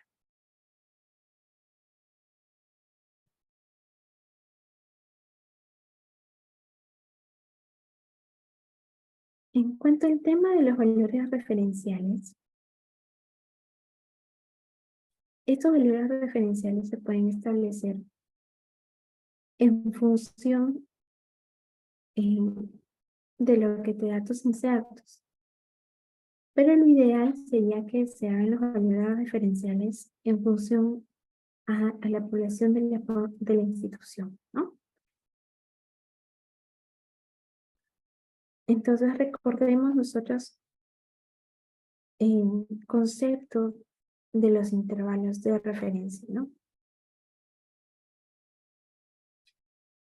Nosotros vamos a comparar cualquier resultado de alguna concentración de algún analito o magnitud bioquímica, o sea, lo vamos a comparar con una referencia. Y recién cuando lo comparamos con esta referencia, adquiere un significado.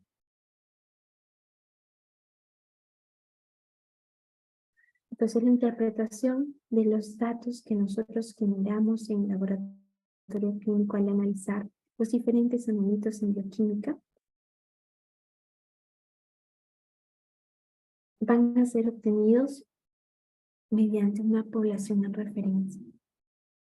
Y lo que pasa es que mucho de las pruebas que nosotros analizamos, esta población de referencia no es peruana, son poblaciones de referencia del extranjero, de otros países, de otros lugares.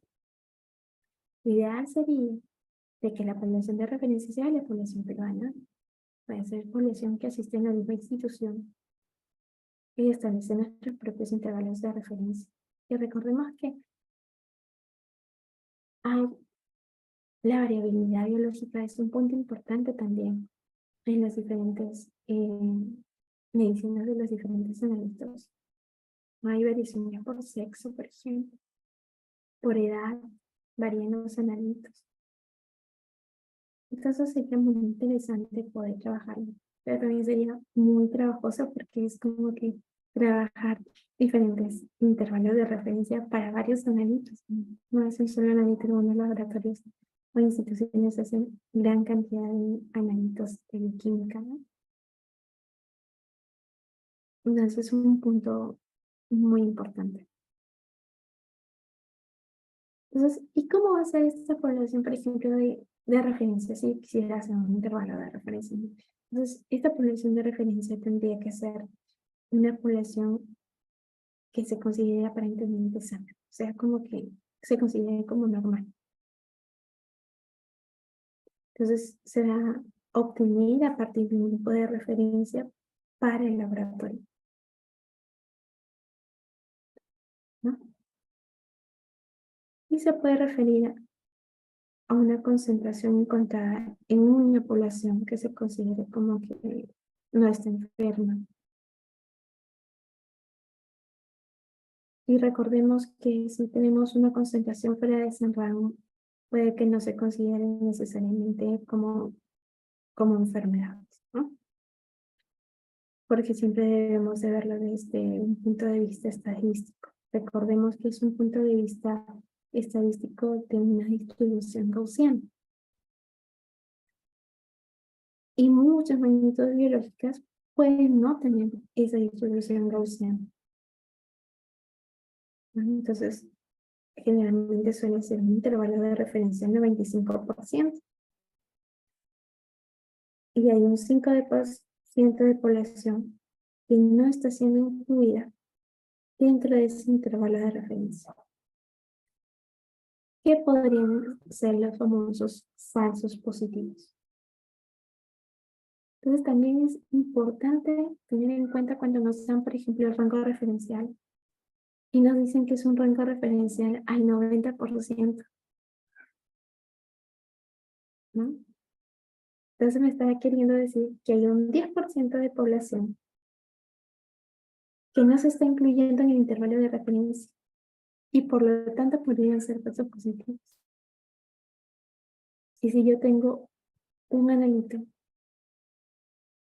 digamos, para potasio, ¿sí?, de la marca X, con intervalos de referencia del 90%, y tengo el mismo analito, pero para una marca comercial, una casa comercial, marca comercial Y, con un intervalo que tiene un intervalo de referencia al 99%, ¿a cuál de las casas comerciales le comprarías?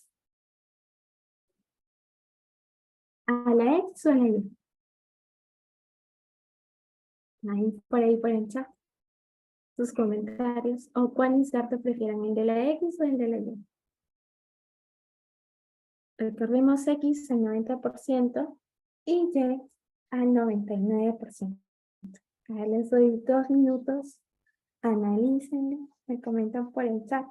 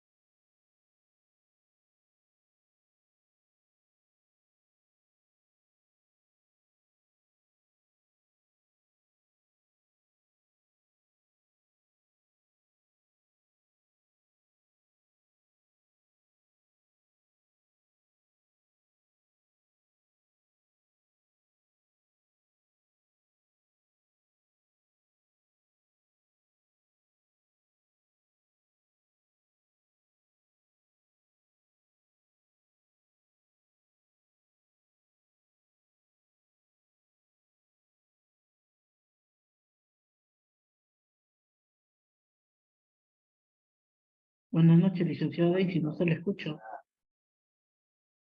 Buenas noches. Bien, entonces la respuesta para la pregunta que les hice, tenemos dos casitos, ¿no? El X con el 90% del intervalo de referencia y el Y con un 99%. En el 90% tendríamos un 10% que podrían ser falsos positivos. Y al 99% tendríamos solamente un 1% que podrían ser falsos positivos. Entonces, en este caso nos convienen más los intervalos de referencia al 99%.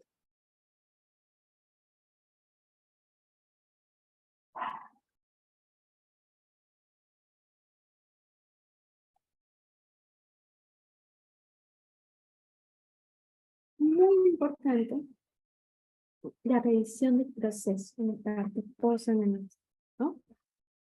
Uno como analista debe asegurar de revisar los procesos tanto preanalíticos como los procesos analíticos. Debo de revisar mi toma de muestra, o si lo han hecho de manera adecuada, tal. Si tengo una muestra analizada, no solamente sería el que se tome una nueva muestra para poder procesar, ¿no?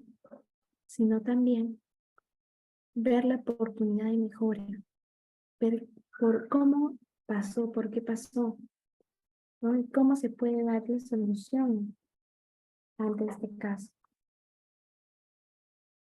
¿no?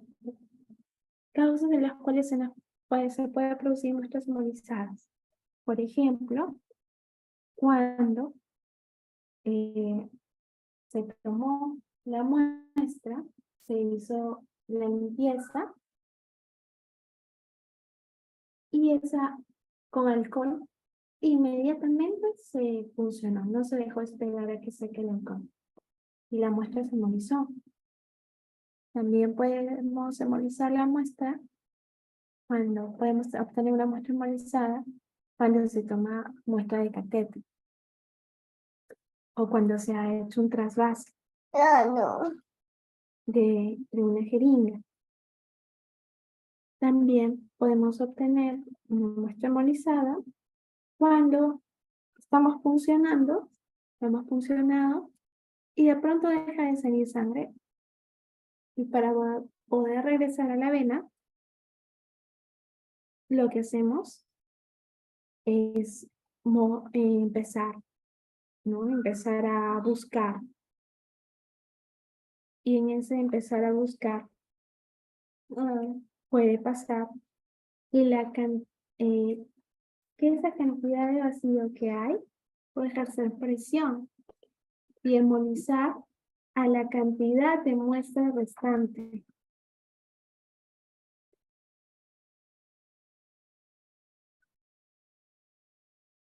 Entonces, tenemos también ahí que tener cuidado, ¿no? Para evitar obtener un de tipo hemolizado.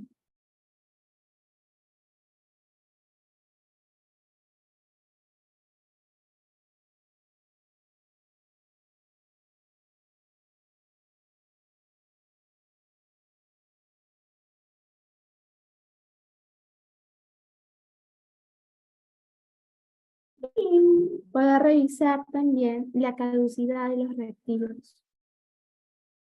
Por ejemplo, en el caso de esta imagen de la brucela, si nuestro reactivo está caducado, hay reactivos de que pierdan estabilidad muy pronto, dependiendo de la marca, y nos pueden traer, ¿no? En este caso se pueden empezar a aglutinar y podemos empezar a ver que nos salen los resultados todos positivos, ¿no? Depende mucho de tu marca, de tu matriz, de qué está hecho. Igual pasa en bioquímica. Podemos tener nuestros reactivos, hay reactivos que cuando son muy propensos o incluso pueden estar dentro de la fecha de vencimiento, pero tienen la estabilidad muy corta, va a depender mucho también del tipo de equipo, de la marca, ¿no? El tema del calcio, por ejemplo, en un equipo, en un analizador, me pasaba de que su estabilidad era muy corta, ¿no? Las bilirrubinas también. Entonces va a depender, ustedes deben conocer su equipo, la marca con la cual están trabajando, pueden solicitar la información al especialista de aplicaciones. El especialista de aplicaciones les va a brindar, ellos tienen gran cantidad de información, moléstenlos. Para las capacitaciones también, ellos están constantemente en capacitaciones, invierten bastante en las casas matriz. Y ustedes pueden pedir y solicitar capacitaciones a ellos, preguntar, solicitar también la parte de los insertos, sobre todo, ¿no? Porque hay diversas metodologías, cada equipo tiene ciertas diferencias con respecto a los otros equipos. Como les comentaba, hay algunos reactivos que pueden venir con intervalos de referencia del 90%, el 95%, al 99%, ¿no? Entonces hay casas comerciales que invierten mucho más en la parte de sus intervalos de referencia y te van a dar buenos intervalos de referencia. Y hay como otros que no invierten y simplemente no te van a dar nada y te van a decir, usa los rangos referenciales de la OMS, ¿no?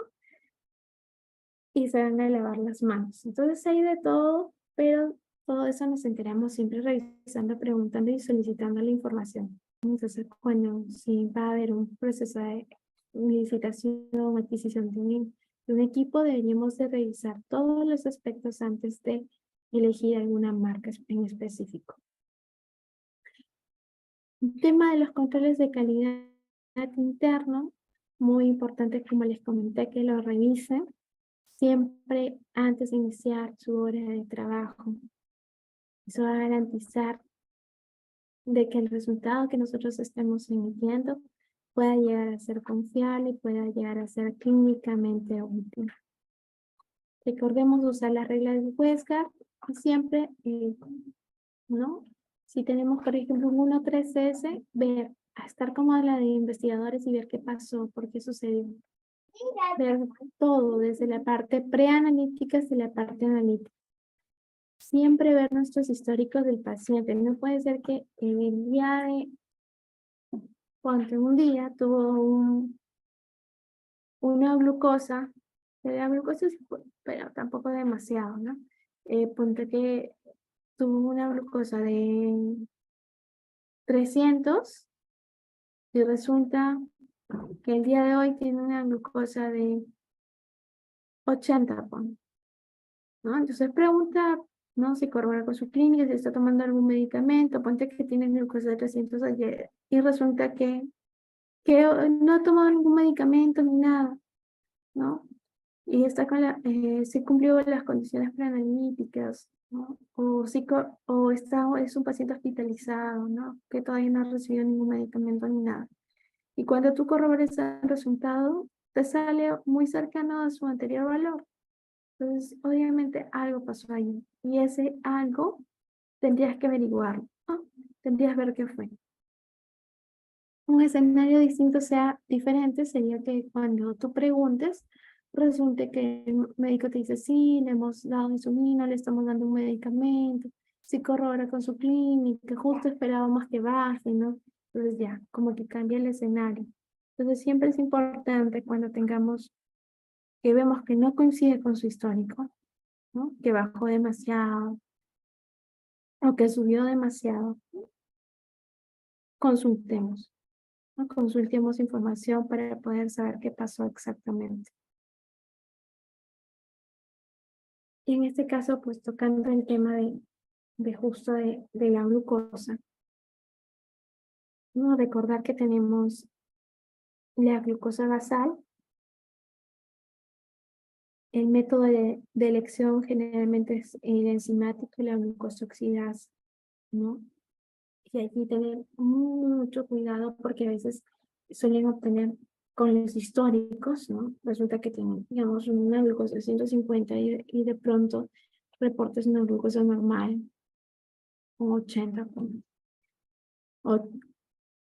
Y el paciente siempre ha tenido con glucosa de 150 y le parece raro. Entonces empiezas a ver tu parte preanalítica y puede ser que tu tubo, estén tomando un tubo amarillo y como tienen harto trabajo, no están centrifugando en el tiempo correcto, ¿no? Y se está quedando más de los 30 minutos, puede ser 1 hora o 2 horas, y recién lo están centrifugando. Entonces la glucosa durante todo ese tiempo está siendo consumida por los glóbulos rojos. ¿Cómo se podría solucionar en esos casos? Yo siempre, cuando me consulten, pues les comento, ¿no? Siempre trabajarlo con el equipo.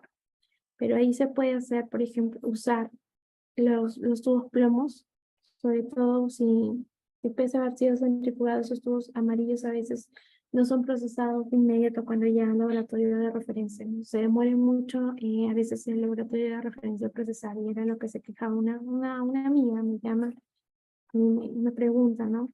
¿Qué podría hacer sobre ese caso? ¿O cómo lo manejaría yo en ese caso?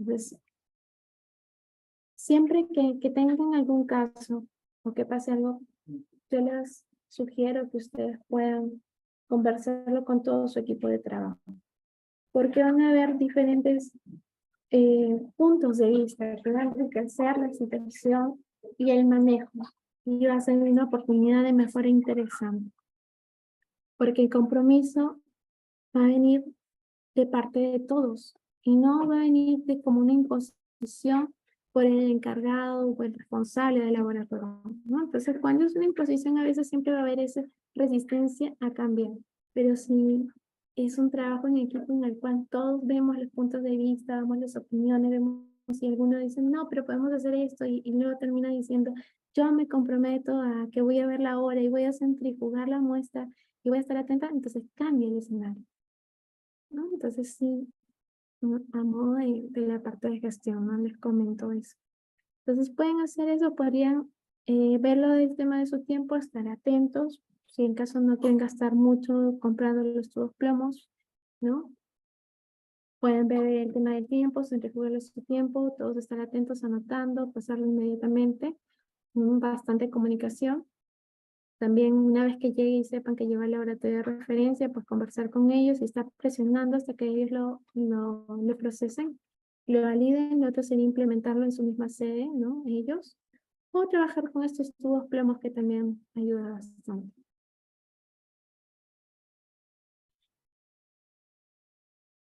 Recordemos también que ahí el gol estándar es la hemoglobina glicosilada. Entonces, como que hay un intervalo de 3 meses, no miente, así que si sale una hemoglobina glicosilada de 10 y el paciente es diabético y dice que sí estaba cumpliendo su dieta, entonces ahí con la glicosilada no puede mentir.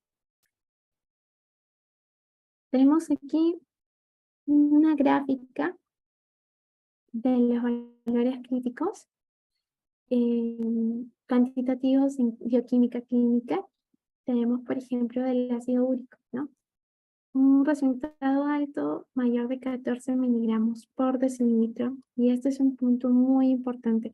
Siempre, lo ideal es que el laboratorio siempre trabaje con rangos referenciales que son usados comúnmente por todos los laboratorios, porque a veces hay algunos analíticos que aparte reportan los miligramos por decilitro, se puede reportar, puede ser en milimol por litro o puede ser en gramos por litro, ¿no? Entonces, sí, todos los laboratorios de Lima, digamos, lo reportan miligramos por decilitro y de pronto yo lo cambio a gramos por litro, pues le vamos a causar una confusión al médico que está acostumbrado a que su laboratorio lo reporte en miligramos por decilitro. Y al final puede interpretarlo de otra manera, por más que el valor esté al costado, ¿no? Él está acostumbrado a algo y le estás cambiando. Lo ideal es que él también revise, es cierto, pero ya le estás modificando algo y le estás complicando más el trabajo, ¿no? Entonces, si vas a implementar un laboratorio nuevo, lo ideal es que revises también cómo está tu mercado, qué tipo de valores usa. Tú también acoplarte esos mismos valores para no crear confusiones con tus futuros clientes, ¿no? Tanto tus clientes como va a ser el médico como tu paciente. Entonces es muy importante el tema de las unidades, ver las unidades, los rangos referenciales que estén adecuadamente para no causar un error de interpretación. Entonces tenemos el ácido úrico, que es un valor alto de 14, ¿no? Hacia arriba. puede producir una falla renal.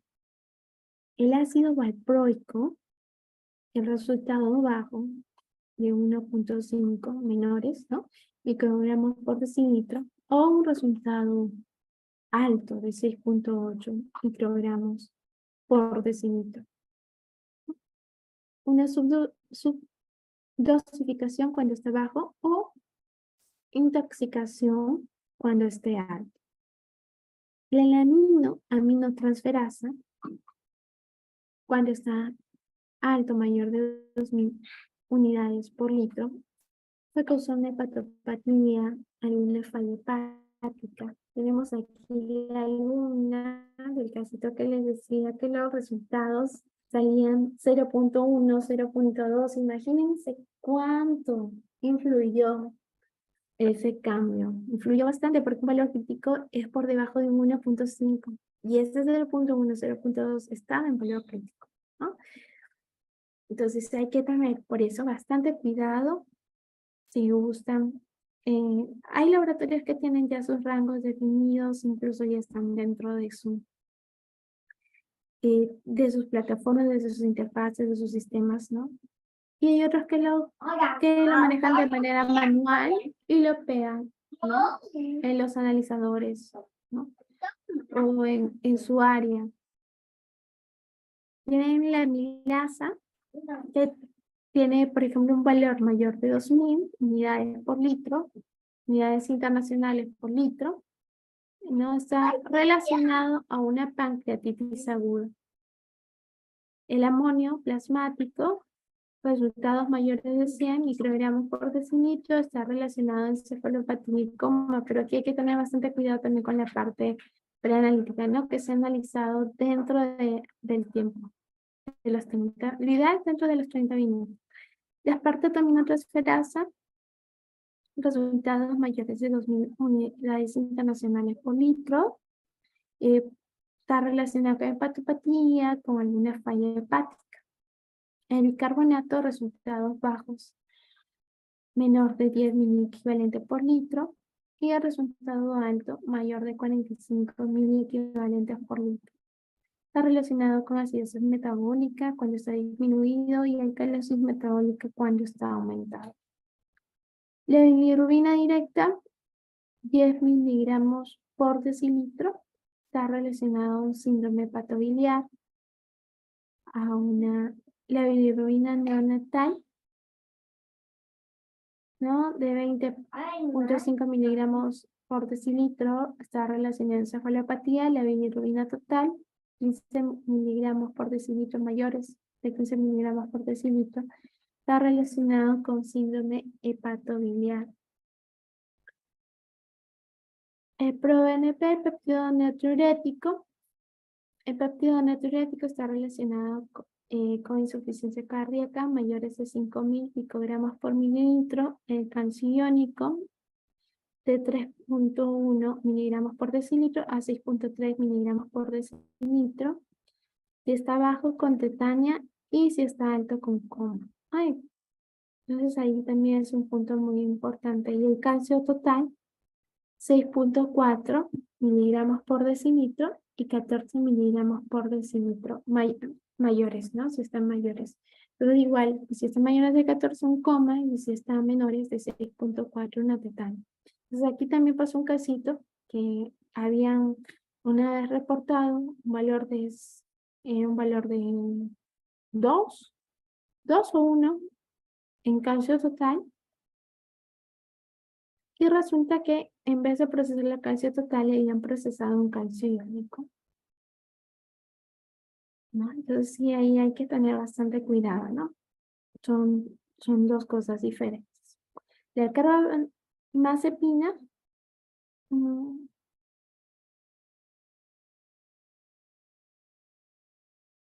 20 microgramos por decilitro de intoxicación mayores. El cloro, menor de 75 y mayor de 127 miliequivalentes por litro, representa peligro de muerte. La creatinina, mayor de 7.5, falla renal crónica. La deshidrogenasa láctica, mayor de 2.000 unidades internacionales por litro. Anemia hemolítica. La digoxina, mayor de 2 nanogramos por mililitro, intoxicación. Dímero D, mayor de 5, riesgo trombótico. Creatinina, mayor de 7.5, falla renal crónica, deshidrogenasia láctica, anemia hemolítica. De fenitoína, mayor de 30, intoxicación. Hay también tener en cuenta las condiciones preanalíticas, ¿no? Para la toma de muestra. Generalmente se suele, cuando es la fenitoína vía oral, ¿no? Se suele tomar después de las 2 horas de haber tomado el medicamento, ¿no? Pero siempre es importante poderle informar al paciente, ¿no? Las condiciones preanalíticas, porque a veces vienen a tomarse y todavía, o ya tomaron el medicamento, o todavía no tomaron el medicamento. El fibrinógeno, menor de 70, sangrado, mayor de 1000, ¿no? Una trombosis cuando está alto. Fósforo, menor de 1 cuando manifestaciones neurológicas, mayor de 9, una enfermedad renal. Glucosa en el LCR, menor de 25, una meningitis, mayor de 400, hiperglicemia. Glucosa en sangre, menor de 40, síntomas neurológicos por hipoglicemia o un coma diabético cuando se encuentra alto, ¿no? Mayor de 500, cetoacidosis. Lactato, mayor de 40, hipoxia tisular, lipasa mayor de 3000, sospecha de pancreatitis, litio mayor de 2, intoxicación, coma, magnesio mayor de 5, debilidad muscular. Y aquí, ¿no? Si tienes PCO2 mayor a 75, peligro de muerte, mayor 7.6 el pH, peligro de muerte, el PO2 mayor de 250, peligro de muerte. El potasio mayor de 7.2, un paro cardíaco. Por eso le decía, un 11 ya, ya no, ya la mayoría ya falleció. Ya para esos valores de 8, ¿no? 9 ya no, con 7.2 está en paro cardíaco, ¿no? Procalcitonina, mayor de 10, riesgo de falla multiorgánica. Proteína C reactiva, mayor de 50, inflamación aguda. Proteínas totales, mayor de 14, salicilato, mayor de 50. El sodio, mayor de 159, peligro de muerte, ¿no? Entonces, si se han dado cuenta en el tema de los electrolitos, en este caso del sodio,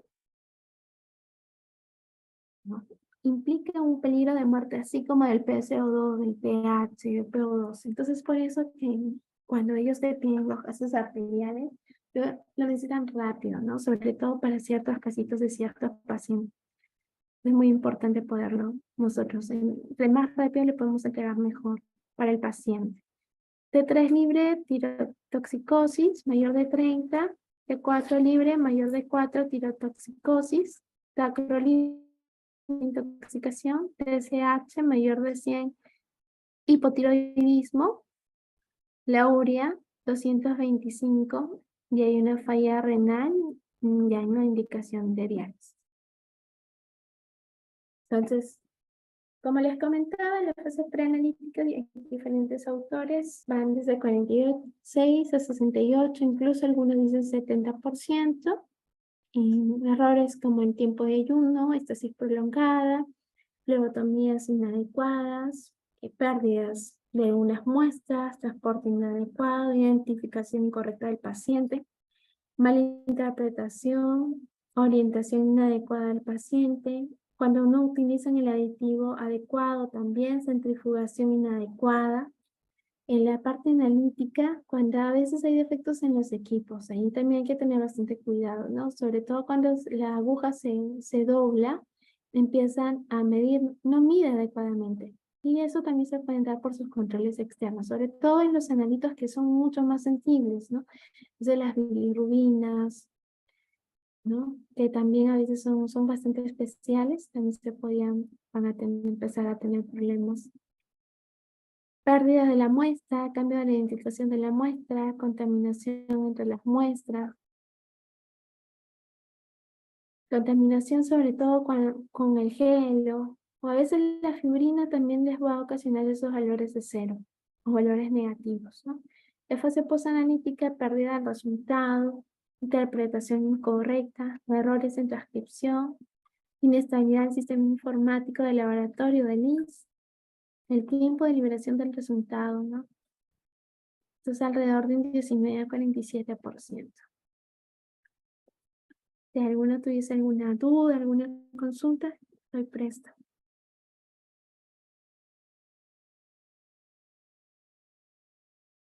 Si ninguno tiene ninguna duda, es un gusto haber compartido con ustedes. Hasta una próxima oportunidad.